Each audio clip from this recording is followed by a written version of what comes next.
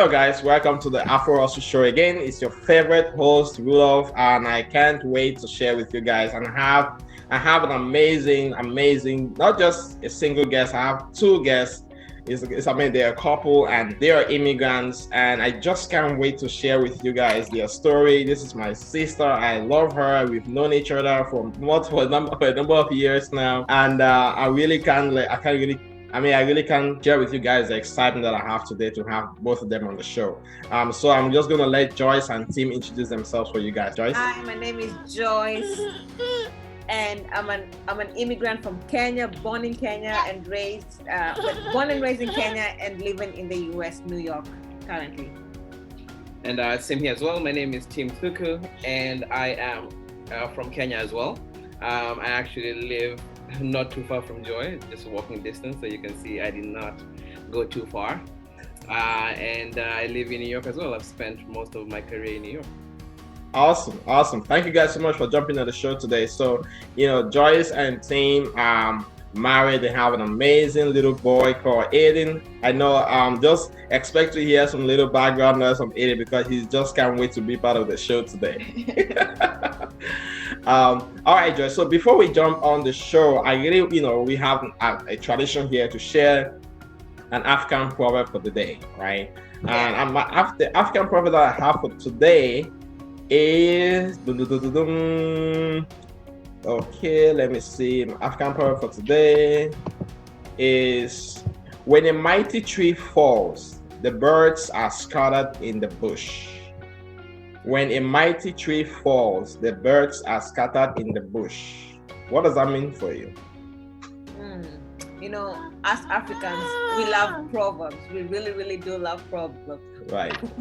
Proverbs. So that for me means like when someone, like I guess in a family, like when the main person of the family falls, the other people, the family members who they just fall apart too, because they just they're scattered in the bush, something like that. What do you think for you? Yeah, I would say around the same thing. In my view, every family, and African or otherwise, always has an anchor point, whether it's a dad or the mom or one of the kids, or potentially one of a family member who is considered a custodian of either family history. And in a lot of cases, I have seen where if there's a misfortune in the family, or one of them gets sick or for whatever reason is a bit incapacitated, you can tell the family bond loosens up as a function of the fact that the cohesive force is not there to participate as much.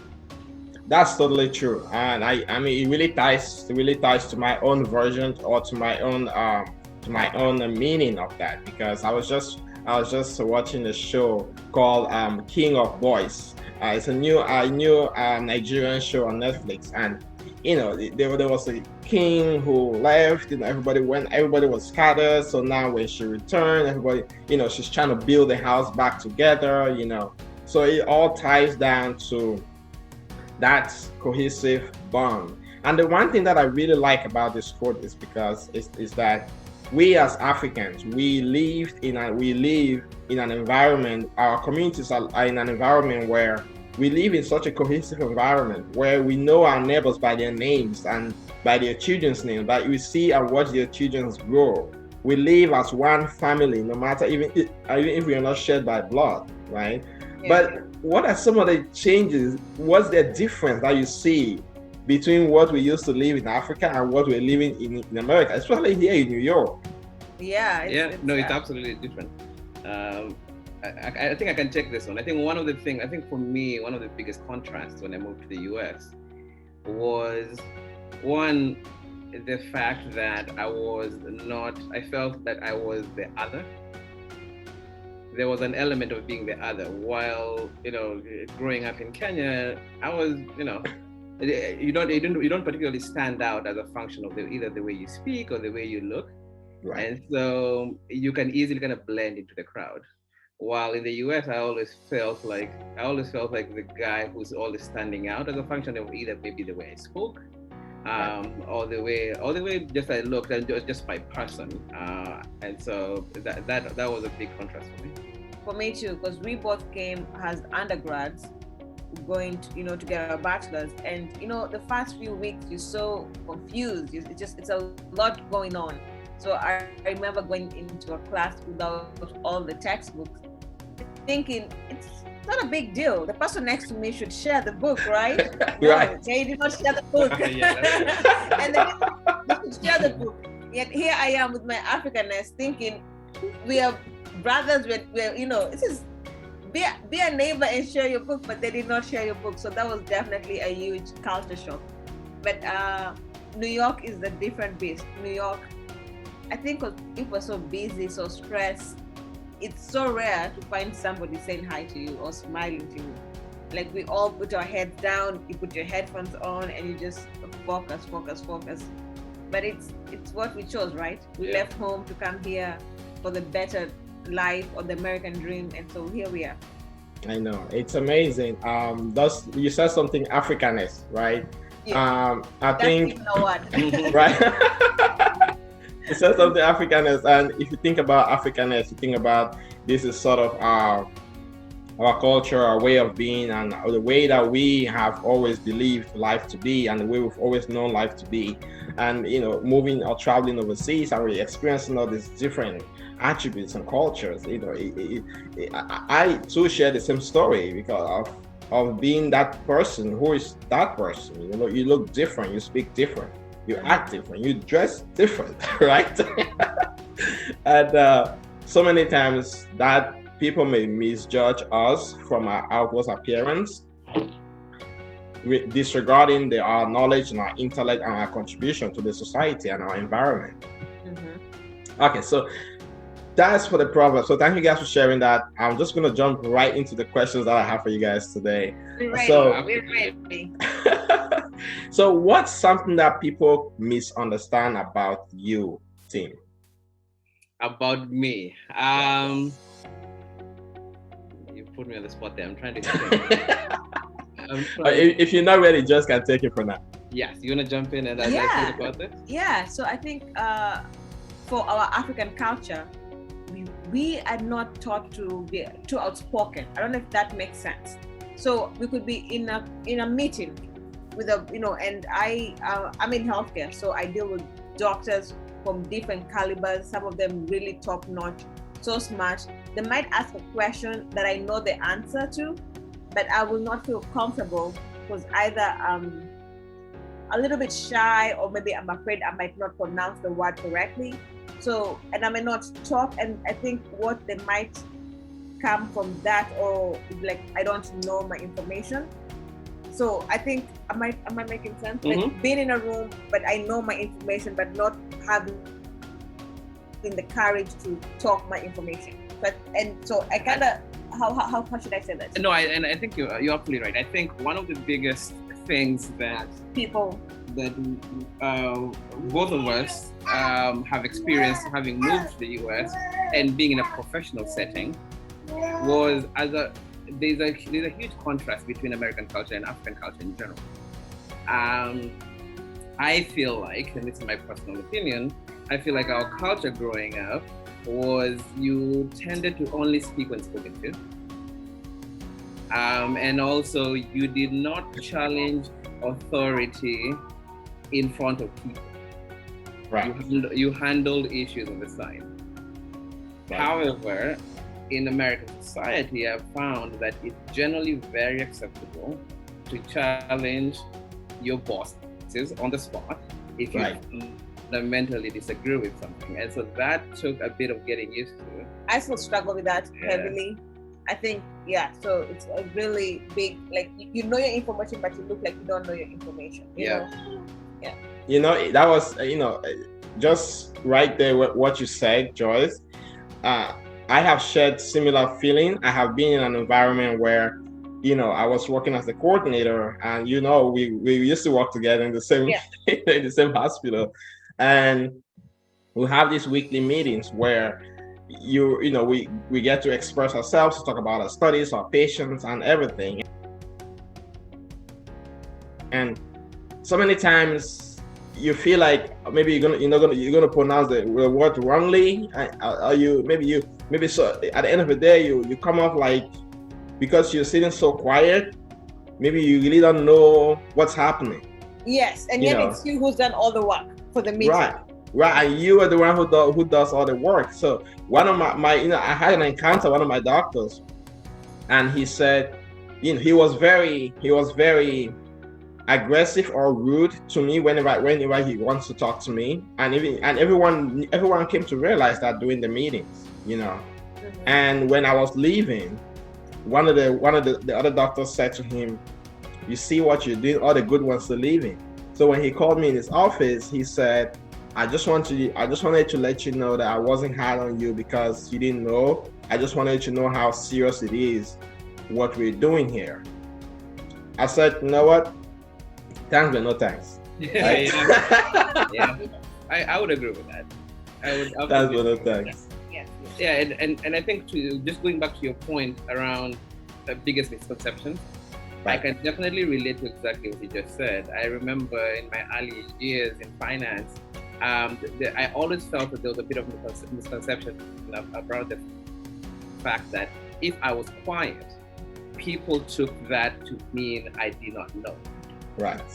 And I remember one of my mentors saying, "You know your stuff, voice it, don't be embarrassed about it." And I remember him saying, half the people in that room do not know what they're talking about, but they're confident enough in voicing their opinion. So voice yours too. Absolutely, I totally agree with you. So my next question for you, Joyce, this goes to you first. Yeah. What's your best tip for somebody who just immigrated to America? Oh, that's a good one. They do say the person who picks you up from the airport once you come from Africa, whatever part, really determines how your life will turn out to be. So just think about it when you talk to your people. The first person who picks you up will kind of determine how your life will be. So I was fortunate to be picked up by my sister. She's smart, ambitious, and because those people that ride from the airport to the house, it's them who are giving you that information. They're telling you what you can or what you cannot do. Right. So if you're coming, listen. Just look at the person picking you up. Right. And listen to what they say, but also know there's more. It's a big environment that you can be whatever you want. Don't limit yourself to what you see or what you see most Africans doing, or what you think Africans should do, or what you feel like a woman should do. Don't limit yourself. Like, you're here, if you want to become a rocket scientist, go ahead and do it. Absolutely. You said something about what you think Africans should do. Yeah. It's very important because so many times we think about the fact that, and we limit ourselves so much because we think about the fact that these kind of jobs are meant for these kind of people. Exactly. Right now, because I'm just an immigrant from Africa, I probably don't know enough. I don't know enough to compete. I probably I don't look as good as them to compete, right? And it's increasingly limiting our beliefs and our thought processes that we should be believing in ourselves. Yeah. So definitely, open your horizon. Just think outside the box. If you're coming, don't be shy. It's very intimidating. Americans talk fast. Blah, blah, blah, blah, blah, blah. I'm like, what? I remember even just trying to order something from McDonald's, and I'm like, and she gave me the wrong order, but I was so intimidated that I just took the wrong order, and I didn't want that, Don't be me. Speak up. Say exactly what you want. Speaking about orders, so many times I used to go to restaurants and I just didn't know how to pronounce some words, and I just say, give me what you give that guy. Yeah, right? Yeah, exactly. Yeah. Because you're so timid and so intimidated, yet it shouldn't be. You should, this is who I like. The Chinese people never change their accent. I don't know if you go to Chinatown, There's some who don't even speak English. Right. When you go there, you have to figure out what you want them to help you with. Right. So I'm like, what? Wait, I'm here trying to struggle to pronounce these words, American. Like, no, I'm like, they will understand. Right, they will. If my last name is too hard for you, even Smith could be hard for me to say, but I've practiced to say it, so you can also do the same. Absolutely. All right, Tim, this is for you. So I know you work in finance, is that right? That's correct. Okay. So what's one thing that you've done for one of your customers that has been that you feel like because you were African, that's the reason why you got this so successfully? It's actually quite interesting. And so I think one thing that would be worth highlighting is not necessarily about customers, but I think from a mentorship perspective, I have found that, which is why I've always advocated for representation.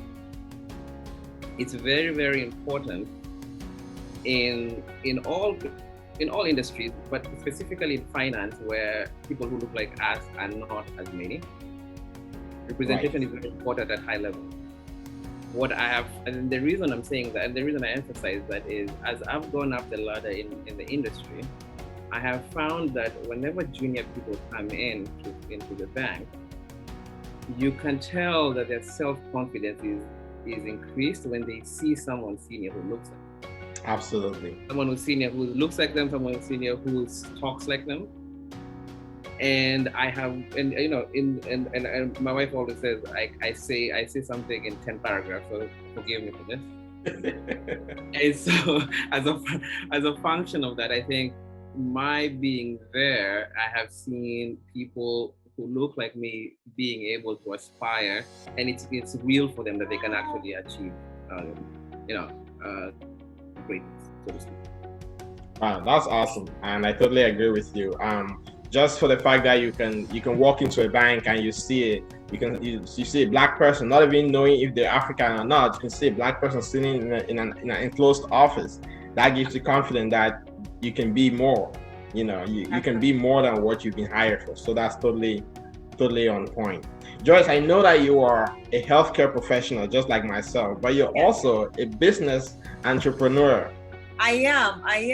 Yes. So yes. there's something that really goes on into entrepreneurship, right? Because in my opinion, I think that so many African immigrants are not just what their professions determine them to be. They always have this entrepreneurial drive. So tell me how that started out for you. So I guess the drive is once my baby Aiden came. So I'm like, okay, how do we make Aiden's life much better than what we as immigrants have experienced? Because he's first generation, right? Right. I'm like, we don't have the what do you call it? Generational wealth. Like my grandparents' cows are not of any values here. So I'm like, how do we build for him and his kids and his grandkids that generational wealth? So we're like, okay, I'm very into organic, natural, eco-friendly products. When I was pregnant, I was trying to find all the stuff I could use around the house to clean, for my face, for my body, for the dishes, that will affect me and him and my whole family in general, just in a positive way. So that's how the business started. We're like, how can we have a place where people, if you're looking for any natural, organic, eco-friendly household products, body products, candles, you can come and find, like, we are that at one shop. Great. So the shop is called Chemaks. It's spelled Chemaks. You can find us on Instagram. We're Chemaks Partners. Online, we're just chemaks.com, and we have it all. We have good, and we bring in other Black-owned businesses that have similar products. So you don't have to stick to our products, but we're also putting other businesses on the spot, so you can also be aware of them. There's so many stuff out there that people just we're trying to get Tide out of the shelves and put in like good products in there that you can use for your family. Yeah, that's awesome. You know, I know we're gonna put the links in the comments below for our audience to check it out, check out the website, check out your Instagram page, and view the products, and enjoy or want to place an order or contact you guys directly to get more information about it. I'm really thinking about the fact that as a business owner, how do you manage being a business owner, being a mom, being a wife, and being a healthcare professional? How do you juggle all those activities? I know women are tough, but I really want to hear your own version of it. I will give my husband credit. I have a really, really good husband. God has blessed me with a great partner, a good support system. So the roles in the house are not limited or are not gender specific. If I don't have to be the only one to make the fufu, he can make it. So it's a teamwork that helps. And in the evening we put Aiden down to sleep, and then we relax, and then we do the business part. So it's because he also has a very demanding career, right? But we don't limit one another, so that's how we do it. I really have a good support system. Wow, that's awesome. That's very kind of you. Good for you, Tim. I appreciate that. And to just add on to that, I think to what you were saying, it's a juggling act. It's to be absolutely honest, it can be very, very challenging.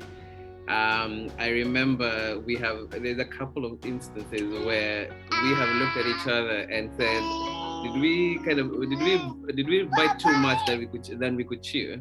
Right. With time, what we figured out is it's just a matter of discipline.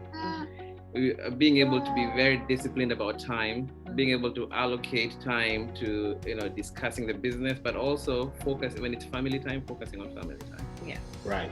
And time. Sorry, go ahead, Joyce. Passionate about.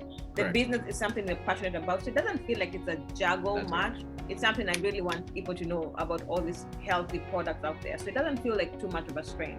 And so it works out. We make it work. Absolutely. I really love that. And I can see that you make it work because you guys have been successful at it. And I know that you have tremendous products to share with people. Tim, I just want to ask you another question. So I know that you have grown in your finance career. What are some of the resources that helped you, that groomed you as an immigrant, to be where you are? So a couple of things. I think I am a huge proponent of mentors. So that's the first thing. And the reason why I feel like mentors are very important is because they tell you things that are not written anywhere in books. Correct. All right. And because there are a couple of soft questions that you could have. How do I speak to my boss about promotion? How do I talk to my boss about the fact that the project that he or she has assigned me is below what I could do? I could take a bigger challenge. So I think that's the first thing. And then the second thing is taking professional courses. While there's a lot of information on the internet, what I have found professional courses do for you, for example, taking the CFA, is beyond giving you the knowledge, it also gives you the legitimacy.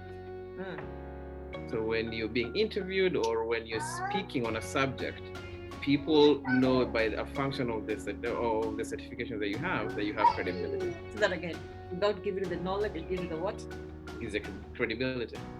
And something else said, legitimacy? Or legitimacy. So that. Sure. So what's the sentence? Beyond having the knowledge, it also gives the legitimacy. Amen. Indeed. I think that's a very, very interesting point. What you mentioned about the legitimacy, and also as an immigrant, it's so easy for us to be judged by the color of our skin. But if a recruiter sees that certification on your resume, they know that this certification is tough to get. Yes. And if you have gotten it, you took time. If you have gotten it, it means that it's actually opened a wide range of doors for you. Yes. You know, and you already answered multiple questions. Yes. About your career life and how you are taking yourself to the next step. So that's really awesome. So you talked about mentorship, which I'm huge on mentorship. I mean, there are a lot of mentors that I have in my life that I haven't even met, but people that have just watched a lot of their videos on YouTube and read multiple books about their lives and how they develop into businesses. Now, if you have to mention one or two mentors who were really in support and who have really promoted you and really guided you throughout your life in America, who are the two people that you can mention? Let's see. I'm trying to think. So, I think you're undergraduate. Oh, yes. So, that's a good point. It's funny that you know my mentors more than I do. I'd say personally, I think two people come to mind. The first one being my first undergrad, my first job that I had when I was an undergrad. I worked in the foreign languages department. Okay. And the chairman of that department is called Dr. James J. Davis. And I think the reason why I have a soft spot for him is because he took a very paternal role in my life by realizing that I was foreign born, I had an accent, and therefore, and just the culture shock of America has impact on you. And so he really took me under his wing and really mentored me as a son in terms of how to adjust, not only to adjust to the US, but also to adjust to the US academically speaking. Wow. And so that's why I always say that's my dad. That's my dad outside of my real dad. That's your American dad. That's my American dad. That's correct. What about you? I'll say my sister. My sister really, really gave me the option that I could do anything and everything. You know, I had this thing in mind, I would do this, but then she opened up my mind to all this other stuff that's possible for me to do. And every time I would tell her, hey, I want to do this, she never shuts me down. She's like, oh, that sounds interesting. So what kind of studies or research have you done to see if that's possible? So I would definitely say she's one of my biggest mentors. Wow, that's awesome. And just like you said, the person that picks you up from the airport and brings you home. What's the difference? Impacts your life. Impacts your life, and she really has impacted my life. Awesome. So one last question for you guys before I let you guys go. I know you have a busy evening. If we were to switch places, what will you ask me that I haven't asked you already about yourself? That's a good one. Oh yeah, okay. I would. Where did you get the time to write 2 books? Oh yes, I was just asking you. I was like, today. Every time I turn around, like you're doing something. I'm like, where does he get the time? I'm like, I'm yet to read your book, but it's on my to-do list. I'm not the best. Like, I'm a mother. I don't get time to sit down. So I will purchase it, obviously, to support you. And once it's on Audible, I will listen to it. Well, I think that just like you guys mentioned, right, time management. Yes. Is super, super important. I've really in the last 2 to 3 years, I've really been living my life on the calendar. And it's been very stressful, but very helpful. That's good. Sometimes if I have to do something at 6 p.m. and I'm doing something else up to 5:55, I'm thinking in my head, oh my God, I haven't even finished doing this. This is 6 p.m. coming. I have to stop this and probably rest or probably read a book, because I read a lot of books. Sometimes I spend about an hour, the last hour of my day before I go to bed, just reading a book, whatever book it may be. Good. That's really good. And I read it too. It's been just the way I've been able to structure myself around my calendar. Google Calendar has been awesome to me. That's fantastic. That is absolutely fantastic. In my view, and just the follow-up to that, you're from a professional standpoint, you're in clinical research. Correct. But you clearly have a passion for what I call telling people stories. Right. Sorry, go ahead. No, I was just about to say. So, from the standpoint of the podcast, what's your kind of long-term goal? And you look kind of further down the road, what's your intention, or what are you aiming towards? I was recently on I'm part of a Success magazine. They have sort of a platform for entrepreneurs. It's called Success Achievers. So I'm part of that group, that community. And I was recently interviewed on their podcast called Success Line. So the guy really asked me the same question. Oh, really? Absolutely. Nice. He asked me the same question. It's like, what's the goal of the podcast? And to answer your question, the goal for this podcast is I want to be able to create an environment where people who are immigrating to the United States or migrating from Africa to other parts of the world, not necessarily the United States, they have a platform where they could have guidance on preparing a resume. They can have guidance on colleges. They can have guidance on how to get available resources. Think about somebody who just immigrated from Africa, right, to the United States. There are a lot of resources that are available to us, but we just don't know about them. Yes. We just don't know. We don't even know if they exist. And some of us just live our life going through different struggles. But if only we had an opportunity of having somebody who can be a mentor, of having somebody who can say, you know what, because I want to be able to create a platform where I can have somebody like Tim be a mentor for somebody, for a young immigrant who might go and say, hey, Tim, we have somebody who is from Ghana. We have a guy from Ghana who is here and probably doesn't know. Do you have some time, maybe an hour a week, to just like coach them, like give them assignments and follow up with them? Like, for the first, it gives them a guide so that their lives are structured. Mm-hmm. They can actually achieve their results quicker than some of us who came here and I came here. My aunt was the person that picked me up from the airport. Right? Right? Good job. I can tell. Yeah, so she picked me up from the airport, and I was a business major primarily before immigrating to the United States. And when I came here, I just didn't know what to do.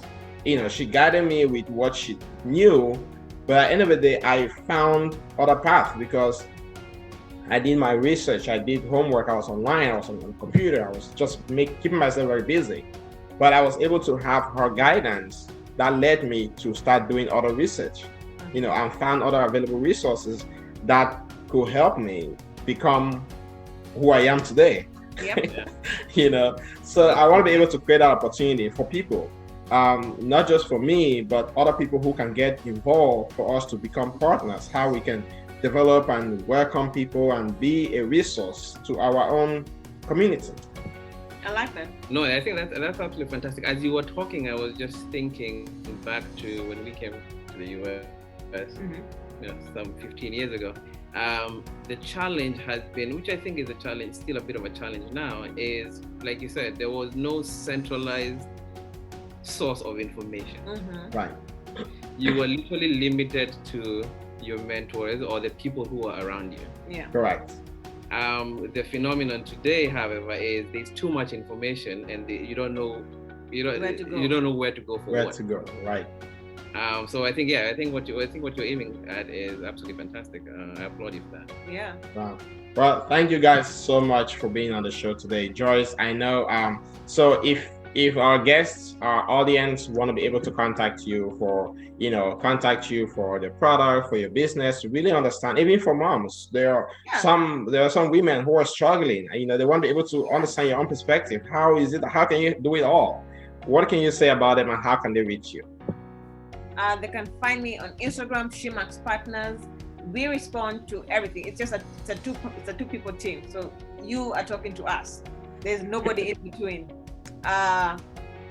Chemaks Partners. What else? Our email, our company email is chemaks@chemaks.com, and you can include. We'll give it to you so you can include it in the episode notes as well. Yeah. And on social media, you said on Instagram, it's Chemaks Partners, and so so you'll be talking to us directly, and so do not feel shy. Do not shy away from asking any question, whether it's product-based or entrepreneurship. We are happy to answer. What we know, we'll share. And I think that's one thing I should just say. The first time I met Rudolph, I told him, where you are, it's nice, but you just have to stay for, I don't know if you remember, I met you outside the operating room. We were going to see this patient. Right. And I told you, and we were talking, and I told you, where you are, it's nice. Because you did ask me, how did you get where you are? I'm like, but where you are, it's nice, but only for a short time, and then you need to go. And then now to see how much you've grown, I'm like, wait, I just met you. What? I'm very, very happy. So I feel like to all my other African people out there, share information. Yes. Don't feel like if I don't share this person, or if I share this person, will go further or more. The pie has too much. Right. Everybody has their size. Like, what's yours is yours. You know what I mean? Yeah. The pie is big enough for all of us. The pie is big enough for all of us. So absolutely, share. If you come to our Instagram page and you have you are like a designer or something, and you want hey, can I help you? Share that information. If I'm looking for somebody to give me shea butter from Ghana, share the information. That's how we grow as a community. Indeed. Wow. Hey guys, thank you guys again so much for jumping on the show. Thank you for taking the time to do this, and thank you for having us on. We appreciate that. I know, and just for our audience, the final word for today is just keep sharing, because the pie is just too much for us, and everybody have their own piece. That is correct. So thank you guys again. Thank you. God bless you. Bye-bye.